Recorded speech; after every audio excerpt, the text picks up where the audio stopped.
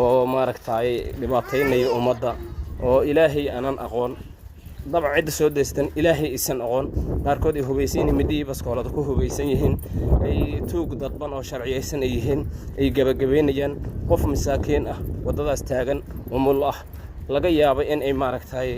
$2 caawin ka soo hooyin ku dhafartay halka ka qaatay surwaalkii yar ee xaraashaysay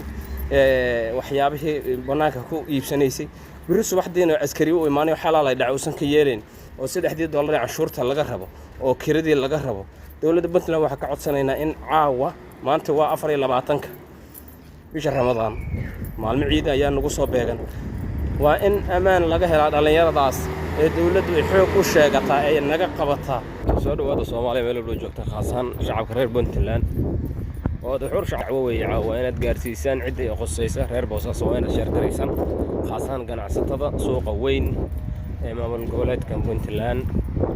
Boosaaso dhalinyaro shaqaysata ayaan ahayn xoog maal ah weerata ah dhamaantaayna kira bixiyaal ah cashuur bixiyaal ah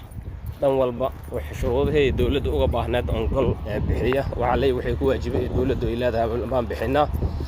sida daraadeed dhibaatooyin soo kordhay ayaa jira oo ganacsatada weeratada masaakiinta sida hooyooyinka weeratada ee gaariyoolada riixata dhibaato ku soo kordhay ayaa jirta waa in maadaama cashuurta laga qaadayo oo aan la baryeyn xabsi u galayaan la garaacayo dib loo gaarsiinayo hadii bixiyo cashuurta iyagana waa in maarta dacwadooda meel dheer loo gaarsiiyo waa dacwadaas maxay tahay waxa soo kordhay dhalinyaro boqolaal ah xalay iyo habeen horeba gabagabay suuqii waa waqti ciid ah waa waqtiga wax faa'iido lahaayeen waa waqtiga shaqaysa lahaayeen ummadda iyo maartay wax ka faa'iido lahaay weeratada waqtiga ku xisaabtama waa 4 maalmood ciid ah inta kale ta waxba kama helaan suuqaas oo ku dhiban yihiin sida daraadeed dhalinyarada wixii dhalay ay soo deysteen oo maaragtay dhibaataynaya ummadda oo ilaahay aanan aqoon dabcan cid soo deystan ilaahay isan aqoon qaarkood ay hubaysan midii baskoolada ku hubaysan yihiin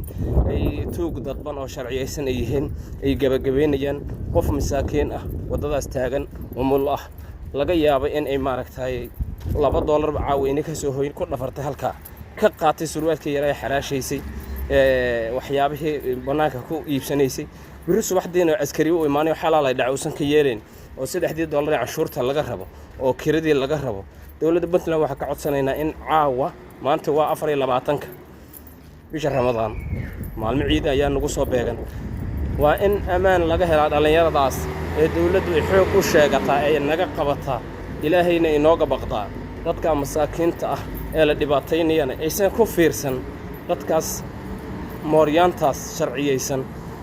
ee qaarkood ay